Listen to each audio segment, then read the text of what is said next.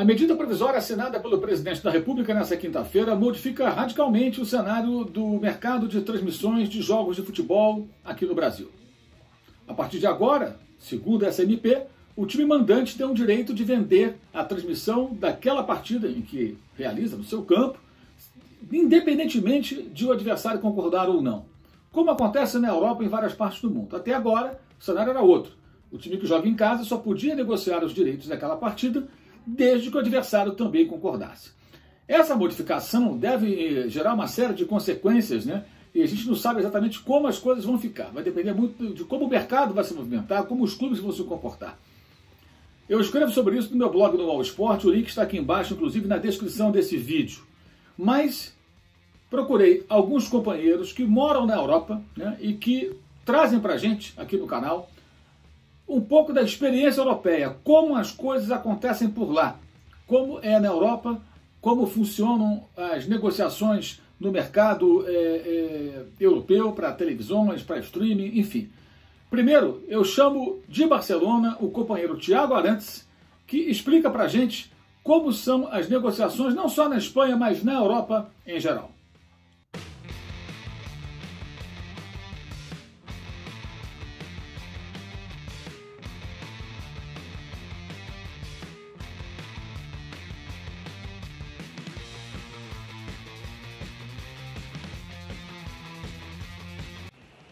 Fala, Mauro César, obrigado pelo convite, é um prazer falar com você. A gente que trabalhou durante tanto tempo na ESPN, sempre mantivemos o contato e agora vou estreando aqui pela primeira vez, participando do seu canal no YouTube, podendo falar com o público brasileiro, o público do seu canal, esse pessoal tão exigente, tão apaixonado pelo futebol. Acompanhei nos últimos dias essa notícia, né, essa novela aí do Flamengo tentando levar a transmissão dos jogos para o YouTube, pela Flá TV, né, que é o YouTube da equipe rubro-negra.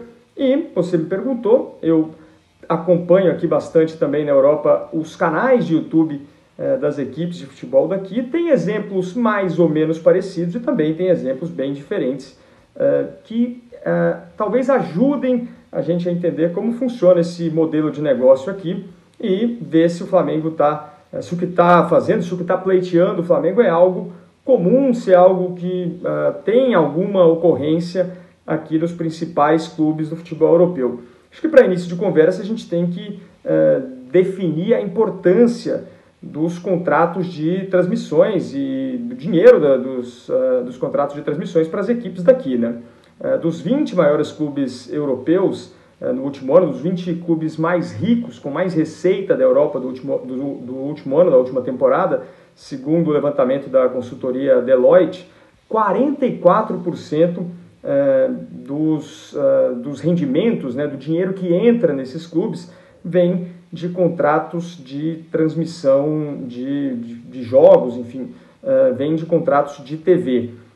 Esse valor, os 44%, é um valor equivalente a mais de 9 bilhões, com B de bola, de euros. Isso em reais daria aí mais ou menos 50 bilhões de reais, é o valor que esses principais clubes europeus recebem anualmente de contratos de televisão. Só o Barcelona, e só pelos jogos da Liga Espanhola, o Barcelona recebeu em 2018, 2019, quase 170 milhões de euros. Então, realmente é uma fonte de receita muito grande para esses clubes. Por isso, esses contratos, o Barcelona tem contratos aqui com a Media Pro, com a Movistar, enfim, com grandes operadoras de TV. O Barcelona, falo do Barcelona, mas também, obviamente, o Real Madrid, o Atlético, enfim, as equipes do Campeonato Espanhol. E não existiu, e nem nunca, acho que não vai existir nos próximos anos, nenhuma tentativa de rompimento e de promoção de um canal alternativo em detrimento aos contratos existentes com essas gigantes aí das comunicações. O que acontece aqui é que as equipes, digo Barcelona e Real Madrid, as duas maiores equipes, elas têm canais de TV. Os dois clubes têm aí canais que estão na TV aberta. O Barcelona, se você vive em Barcelona, na sua TV de antena mesmo, você liga, está lá, um dos canais é a Barça TV, o Real Madrid também, com a Real Madrid TV, também está na TV aberta, e são canais de divulgação, obviamente, da marca desses clubes. O Barcelona, a Barça TV, transmite jogos das categorias inferiores e do futebol feminino do Barcelona. A Real Madrid TV, em menor número, também faz isso, mas não existe esse conflito aí com transmitir ou não os jogos das principais competições, das principais categorias. Um exemplo na Europa que pode ser levado em consideração nesse sentido é o do Benfica. O Benfica, desde a temporada 2013, 2014, a TV Benfica, né, a Benfica TV, melhor dizendo, que é o órgão de mídia oficial do clube, transmite todos os jogos do Benfica na Liga Portuguesa, jogos disputados em casa. E isso é um contrato que se estende para toda também a malha internacional de transmissão do Campeonato Português. Eu me lembro quando a TV espanhola aqui em Barcelona transmitia o Campeonato Português, transmitia-se praticamente todos os jogos, menos os jogos do Benfica em casa, que são exclusividade da Benfica TV. Mas é um canal de TV por assinatura, tem uma estrutura muito grande no próprio Estádio da Luz de transmissão, e o Benfica fez um contrato gigantesco com uma empresa de comunicação para transmitir os seus jogos dessa maneira. Então, acho que é um pouco diferente do que a gente tem visto aí no Brasil, mas, de qualquer forma, são exemplos de como os canais de YouTube e as mídias oficiais dos clubes daqui têm se comportado nesse sentido, né? É interessante a gente ver onde vai parar essa história do Flamengo, essa tentativa do Flamengo, para ver se isso vai ditar aí o ritmo de outros clubes brasileiros e, de repente, motivar aí algum tipo de contrato diferente, alguma novidade nesse campo tão vasto e tão grande, né?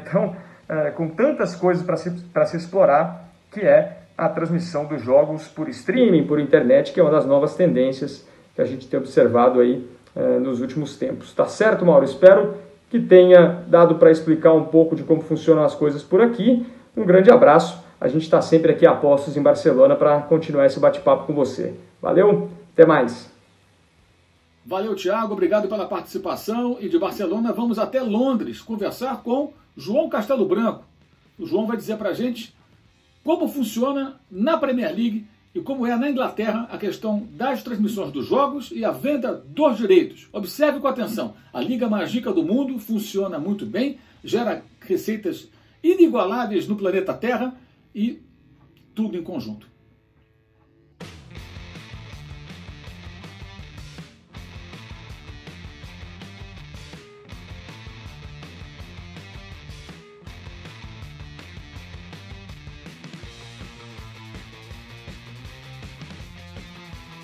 Fala, Mauro, tudo bem, cara? Olha, aqui na Inglaterra é tudo muito organizado, né, e bem mais simples do que no Brasil também nessa questão de transmissão dos jogos da Premier League.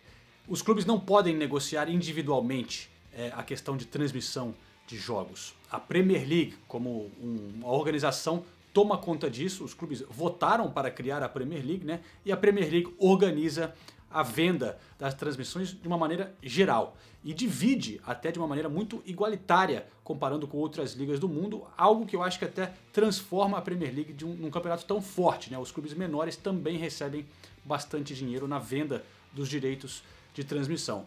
Eu volto a esse assunto já já, mas basicamente aqui na Inglaterra no momento a Premier League vende dois pacotes, um para a Sky Sports, que é o principal que transmite a Premier League, e um pacote menor para a BT neste momento. Já foi ESPN, já foi Setanta, já foram outros, né? A Amazon também comprou um pacote pequenininho. Mas enfim, aí não são nem todos os jogos que são transmitidos, não. Eu acho que nem metade dos jogos chegam a ser transmitidos, porque existe uma lei aqui na Inglaterra que protege o jogo de 3 da tarde do sábado, para proteger o fato das pessoas irem ao estádio, né? Não só dos grandes clubes, mas também proteger clubes menores de outras divisões, que geralmente têm os jogos às 3 da tarde de sábado, é a rodada tradicional, para estimular que as pessoas continuem indo ao estádio e não fiquem em casa assistindo um jogo de um time maior, por exemplo, na televisão. Então, não tem nada disso de negociar para YouTube, ou o clube negociar separado, ou querer passar um jogo que não vai passar na televisão. Tem jogos aqui que não passam na televisão e ponto. Os clubes podem negociar com a Premier League de ter direitos de usar imagens, mas não ao vivo. Usar depois os highlights ou imagens de jogos para usarem nos sites dos clubes, imagens depois. Esses pacotes de melhores momentos também são negociados como direitos aqui. A BBC, por exemplo, compra um pacote de direitos de melhores momentos e faz um programa na noite depois da rodada aqui na Inglaterra. E voltando à questão da divisão do dinheiro, que é uma coisa bem diferente aqui também, a Inglaterra faz assim, a Premier League faz assim, do dinheiro que chega para a venda de direitos de transmissão aqui da Inglaterra, 50% dessa grana é dividida igualmente para todos os 20 clubes da Premier League. E aí, 25% vai por número de vezes que o seu jogo foi transmitido, então aí tem uma escala que varia um pouco, e também os outros 25% pela posição que você ficar na tabela. Então isso pode variar, mas tem aquele 50% que é garantido para os times menores também, e todos aí recebem um dinheiro igual, transformando um campeonato num campeonato mais equilibrado. Pelo menos os clubes menores têm uma grana garantida. Então é isso, é uma organização, né? Os clubes fazem parte da Premier League e tem que negociar através da Premier League. Não tem essa coisa de você sair querendo buscar o que é melhor para o seu clube. Beleza, Mauro? Valeu, João. Obrigado mais uma vez aí pela participação. E de Londres nós vamos voltar à Espanha. Vamos a Madrid falar com o grande Fernando Calas, que vai contar para a gente um pouco mais sobre o mercado europeu e vai citar também o exemplo negativo no futebol da Europa. Exatamente. O país onde cada um por si, né, acaba imperando. O resultado não é bom. Diga lá, Fernando.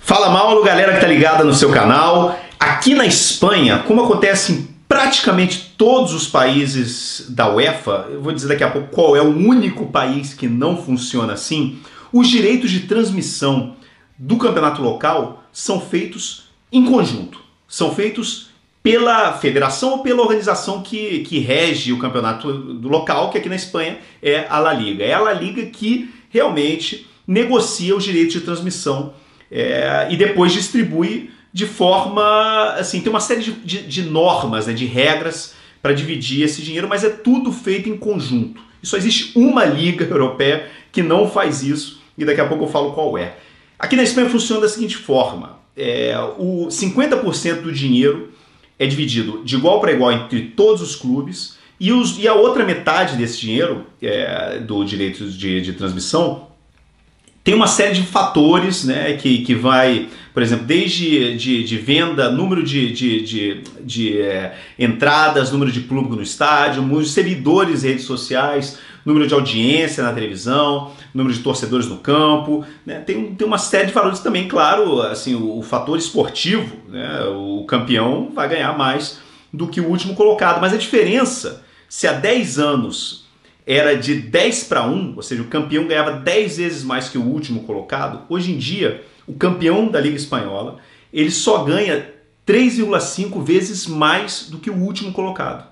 Isso busca paridade, isso busca manter, de uma certa forma, ajudar os times pequenos, né? E claro, os times maiores ganham muito mais, o time campeão ganha muito mais. O Barcelona, na temporada passada, ganhou 11 milhões de euros a mais do que o Real Madrid em direitos de transmissões, porque foi campeão, porque tem vários fatores que influem nessa decisão. A Espanha é o segundo país do mundo que mais dinheiro gera, né? Também é a segunda liga com mais audiência do mundo, só perde para a Premier League, né? E a UEFA, inclusive, chamou a atenção do único país que ainda continua vendendo os direitos de transmissão de forma individual, que é Portugal. Eu acho que o exemplo do que o Flamengo está tentando seguir no Brasil, né, enquanto o resto das grandes ligas europeias, as maiores ligas europeias, né, buscam realmente essa união, né, a união faz a força, eu acho que o Flamengo está seguindo mais o exemplo de Portugal, onde é cada um por si, e segundo a UEFA, é a Liga Europeia com mais disparidade de distribuição de dinheiro, direitos de transmissão em todo o continente europeu. Inclusive, a disparidade na Liga Portuguesa, no Campeonato Português, é 4 vezes maior do que o segundo assim, menos individualista, digamos. Esse individualismo que existe em Portugal entre o Porto, o Benfica e o Sporting, que é cada um por si, faz com que a diferença chegue a ser de 1.500% a mais a diferença do que ganha o primeiro colocado para o último. E o que a gente vê? A gente vê um campeonato muito, mas muito desigual. Essa desigualdade não é boa no futebol, a UEFA não quer essa desigualdade. A Liga Espanhola, graças a esse decreto-lei que foi criado há mais ou menos 10 anos, que inclusive salvou economicamente o futebol europeu, hoje está cada vez mais perto da Premier League. Então esse exemplo ruim, de uma certa forma, que a gente vê em Portugal, onde o Benfica não transmite, por exemplo, na televisão, só transmite na televisão dele, os jogos dele em casa, acabou com as coletivas de imprensa, acabou com as apresentações dos jogadores, tudo é na televisão do Benfica. E isso que acontece, isso isola cada vez mais o Benfica. É muito bom para ele no pequeno mercado dele português, mas ninguém quer saber, inclusive, do que está acontecendo no Benfica do resto da Europa. Com o que o Flamengo deveria, assim, na minha opinião, o que seria melhor para o Flamengo? Se espelhar num clube de um mercado mínimo, de um país pequeno, que tem uma seleção muito boa, que está ganhando muito bem, mas assim, a liga e a desenvoltura do Benfica no nível europeu não se pode comparar com o que o Flamengo representa continentalmente no Brasil. Eu acho que o Flamengo deveria assumir, de repente, essa postura de líder e pregar uma união realmente dos clubes brasileiros, muito parecida à união que existe na Premier League, a união que existe na Bundesliga, a união que existe aqui na Liga Espanhola, para que todos possam crescer juntos. E claro, quando todo mundo cresce, o que mais vai crescer é o maior de todos, que hoje, e eu acho que há muitos anos, é o Flamengo. Um abraço a todos. Tchau, tchau.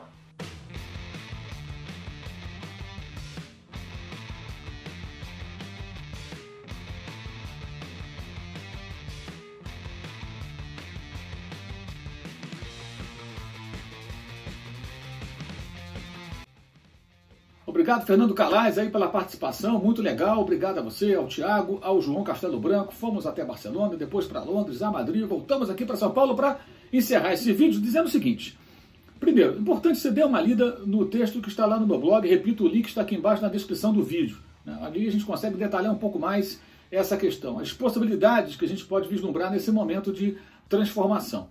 Muito tem se falado sobre a questão da negociação individual ou coletiva, E aqui no Brasil existe ainda um ranço muito grande, até compreensível em parte, de muitos torcedores, por conta de tentativas de acordos coletivos que não funcionaram, por conta do quê? Do individualismo da cartolagem brasileira, ou seria até o individualismo do brasileiro, mas enfim. A gente precisa superar essa situação, a gente precisa virar essa página. É necessário que o futebol brasileiro se ajuste e se acerte. Sempre é bom lembrar que o Brasil montou uma liga, um campeonato brasileiro montado por uma liga em 1987. A Copa União, Campeonato Brasileiro, organizado pelos clubes, e depois a CBF dele se apossou novamente. 5 anos antes da criação da Premier League. Tivesse a Copa União sido o embrião de uma liga forte e verdadeira, não vou dizer para vocês aqui que teríamos uma competição mais forte do que a Premier League. É evidente que não, até por questões econômicas, O cenário europeu, o cenário inglês, o Reino Unido, a moeda mais forte, o mercado mais forte, mais poderoso do que o Brasil. Mas teríamos certamente um campeonato muito melhor do que esse que é realizado e que é ignorado fora das fronteiras do Brasil. Pouca gente vê o Campeonato Brasileiro fora do país, um campeonato que tem até um potencial bem interessante a ser desenvolvido. Então é importante pensar nisso. Esquecer um pouco o ranço do passado, as brigas, a desunião, e pensar no seguinte: juntos, está provado, os companheiros mostraram isso aí com fatos concretos. Juntos os clubes conseguem negociar melhor e conseguem ganhar mais dinheiro e conseguem ter mais saúde financeira, consequentemente times melhores e uma competição, um campeonato também de um nível bem mais interessante para todo mundo. É isso aí. Valeu, saudações.